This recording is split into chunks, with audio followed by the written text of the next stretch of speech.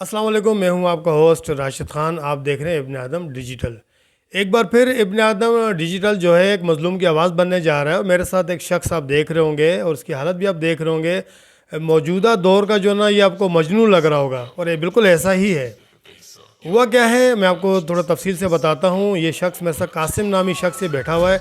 इसकी अपने ही ससुराल वालों ने इसको कुछ अर्सा अपने साथ रख के और घर से निकाल दिया और उसकी बीवी को भी वहाँ रोक दिया। उसकी बीवी को भी आने नहीं दे रहे।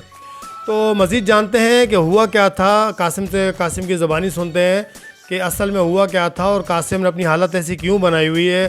कई कई दिन ये खाना नहीं खा रहे हैं, बड़े बेचैन रहते हैं, काम पर नहीं जा रहे, बहुत सारी परेशानियाँ हैं इनको। और इनकी कुछ रकम भी थी, कुछ इनका जेवरात भी थे जो वहाँ पर इनके जो ससुराल वाले हैं वो उन पर काबिज़ होकर बैठे हुए हैं। मज़ीद इनसे तफसील जानने की कोशिश करते हैं कि असल में इनके साथ हुआ क्या था। कासिम, मुझे ये बताएं कि आप ससुराल में कितना अरसा रहे और आपके साथ ये वाक़या जो हुआ उसके होने की वजह क्या थी? मैं उधर रहता था, उन लोगों ने मुझे निकाल दिया। तो 8 महीने में उधर रहा था। आपकी शादी को कितना टाइम हो गया? 1.5 साल हुआ है। अच्छा, 1.5 साल में शुरू से ही आप ससुराल में थे या फिर आप अलग मकान में ही रह चुके हैं? नहीं, अलग रहता था। कितना अरसा रहे आप अलग? 6 महीने रहा था। और 6 महीने उधर गया तो उन लोगों ने मेरी बीवी छीन ली।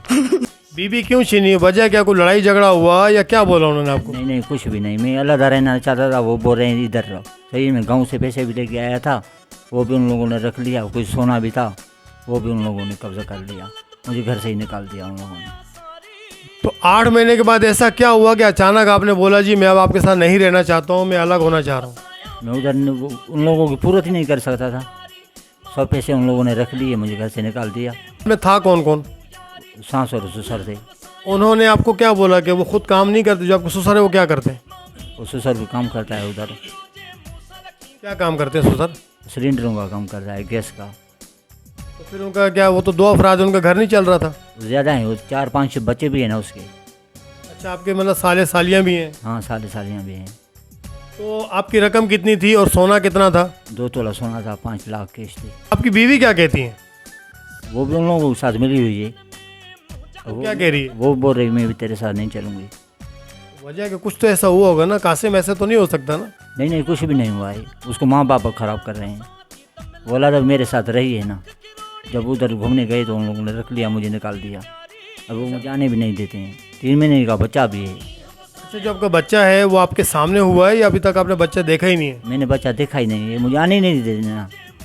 अच्छा, वहाँ जाने नहीं दे रहे आपको? नहीं। तो कितना अर्सा हुआ है आपकी बीवी वहाँ रह रही है आपसे, मतलब नाचाकी की सूरत में कितना अर्सा हो गया वहाँ रह रही है? उसे 6 महीने हो गए, 8 6 से 8 महीने हो गए। हाँ। जैसा कि कासिम का ये कहना है, असल हकीकत जो है वो हम मज़ीद जो है ना आगे जब इनके ससुराल वाले उनसे भी हम कांटेक्ट करेंगे, असल हकीकत वहाँ से भी हम जानेंगे। इसका ये कहना है कि जो मेरी बीवी है, जो एक बच्चा भी इसका हुआ है और मैं उनके घर ससुराल में 8 माह रहता था, लेकिन मैं उनको पूरा नहीं कर पा रहा था। जाहिर सी बात है, आजकल अखराजात आपको पता है कि महंगाई का दौर है, अखराजात बहुत ज़्यादा होते हैं। इस वजह से इसने कहा कि मैं अब सेपरेट होना चाहता हूँ। और जब उन्होंने ये सुना कि सेपरेट होना चाहता है तो इसने ये बताया कि गांव से कोई रकम थी 5 लाख रुपए और दो तोले इसके जेवर था। तो वो उनको जाहिर सी बात है लालच में आ गए, उनकी आंखों में खुटक गया कि जी ये तो अभी जाने वाला है, तो जाते जाते जो ना बहाना कुछ हम ऐसा बना लें कि इसकी रकम भी हमारे पास रहे और जेवर भी रहे, उसकी अपनी बेटी को भी रोक देते हैं। अच्छा, बेटी जो है जब आप जा रहे थे, निकल रहे थे, तो बेटी ने आपको नहीं बोला, उसके आपकी वाइफ ने नहीं बोला उनकी जो बेटी है कि आप अपना जेवर ले जाएं या पैसे ले जाएं? नहीं, कुछ भी नहीं मुझे बोला। उन लोगों ने मुझे घर से ही निकाल दिया। घर से निकाला तो धक्के दे के निकाला या क्या किया उन्होंने? क्या बोला आपको? धक्के दे के निकाला है मुझे। कोई बात हुई थी आखिरी टाइम? क्या बात हुई थी? आपने क्या डिमांड रखी थी? नहीं, मैंने बोला मैं अलग रहूँगा। उन लोगों ने मुझे धक्के दे के निकाल दिया। हम नहीं देंगे, बीवी नहीं देंगे। अच्छा, मुझे बताएं गवर्नमेंट सतह पर आप क्या चाह रहे हैं, आपके साथ क्या किया जाए? मुझे मेरी अपनी बीवी और बच्चा चाहिए और मुझे कुछ भी नहीं चाहिए। उन लोगों की जो भी डिमांड है ना, मैं वो भी पूरी करूँगा। अच्छा, इस शख्स की एक और बड़ी अच्छी बात है कि ये यही कह रहा बीबी कि मुझे सिर्फ मेरी बीवी और मेरा बच्चा चाहिए, अगर फिर भी उनकी कोई डिमांड्स हैं तो मैं वो भी पूरी करने को तैयार हूँ। तो मैं यही कहना चाह रहा हूँ, ये शख्स जो है ना अपना घर को बसाना चाह रहा है, ना कि बिगाड़ना चाह रहा है। ये शख्स चाह रहा है कि मैं अभी भी मेरी बीवी मेरे पास आए, मेरा बच्चा है, मैं उनको रखना चाह रहा हूँ। अब जाहिर सी बात है कानून का कोई रास्ता इख्तियार करेंगे। अच्छा, आप कानून का कोई रास्ता इख्तियार करेंगे आप? हाँ, मैं करूँगा। क्या करेंगे आप? जो भी केस बेस है हर चीज़ में लड़ूंगा। केस भी लड़ेंगे आप? हाँ, लड़ूंगा। अच्छा, इसका यही कहना है कि मैं किसी भी हाल में अपनी बीवी को हासिल करना चाह रहा हूँ, पाना चाह रहा हूँ। मेरी बीवी और मेरा बच्चा मेरे लिए सब कुछ है। बिल्कुल मैं वही आपको बताता चलूँ कि अब इसकी हालत देख लें कि ये 4-5 दिन से मुसलसल जो है ना कुछ खा पी भी नहीं रहा है, कभी खा रहा है कभी नहीं खा रहा, और अपनी हालत इसने ऐसी बना दी है, काम पर भी नहीं जा रहा, बहुत परेशान है। अभी जहाँ हम बैठे हैं ये भी इनके किसी अजीज़ का घर है और उन्होंने इसको बुलवाया है और हमसे कांटेक्ट किया कि यार आप आएँ, हमारे ये थोड़ा सा मैटर इसको देखें। बिल्कुल जब मैं यहाँ पर आया, इनकी मैंने दास्तान सुनी। दास्तान सुनने के बाद मैं ख़ुद भी बड़ा हैरत में हुआ कि बड़ा अफसोस के साथ ये बात कहना पड़ रही है मुझे कि जो माँ बाप हैं वो अपने बच्चों का घर क्यों नहीं बसने दे रहे।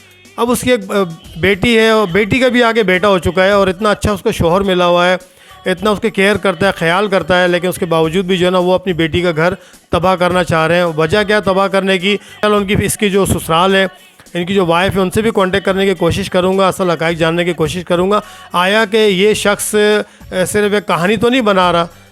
अगर कहानी है तो फिर ज़ाहिर सी बात है इसके ख़िलाफ़ भी एक्शन होगा, और अगर ये हक पर है, सच पर है, तो हम इंशाल्लाह कानूनी कोई रास्ता इख्तियार करेंगे ताकि इस शख्स को इंसाफ मिल सके। फिर जो मुताल्लिक़ा इदारे हैं मैं उनसे यही कहना चाहता हूँ, अगर ये हक पर है तो इनका साथ दिया जाए ताकि ये अपनी बीवी को अपने घर ला सकें और अच्छी ज़िंदगी गुजार सकें, ना कि इसी तरह तकलीफ़ों में रहें।